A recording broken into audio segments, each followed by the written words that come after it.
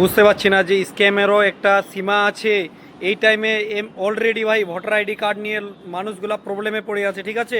তাও আবার দেখেন যে সবাই খালি ফেসবুকে আপলোড দিচ্ছে, ভিডিও বানাচ্ছে যে ভাই এই সার্টিফিকেট, ভোটার আইডি কার্ডের সার্টিফিকেট আপনি কি করে মানে ডাউনলোড করতে পারবেন, কি করে আপনি এই সার্টিফিকেটটা পাবেন। ভাই এটা পুরা সারাসার গলত সার্টিফিকেট, ঝুট সার্টিফিকেট। আমি নিজেই করেছি ভাই, ঠিক আছে, নিজে করেছি। এর কারণ হচ্ছে যে যত খালি ওখানে নামটা লিখবেন আর সিধা সার্টিফিকেট পেয়ে গেলেন, এরকম কোনো দিন হতে পারে ভাই?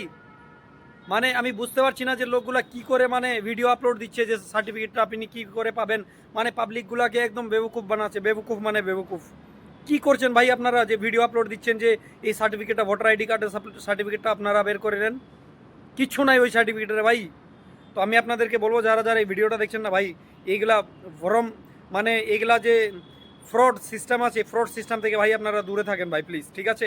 আমি একটাই কথা বলবো যে যারা যারা এই ভিডিও বানাচ্ছেন ভাই, ভিডিও ডিলিট করেন। এরকম ভিডিও যে পাবলিকগুলাকে বলছেন যে এই সার্টিফিকেট নিয়ে আপনি এই সার্টিফিকেটটা কী করে ডাউনলোড করতে পারবেন, ওখানে তো ভাই খালি নামটা ঢালো আর সার্টিফিকেট নিয়ে নাও। কী সার্টিফিকেট এটা আছে? কোনো সার্টিফিকেট নাই।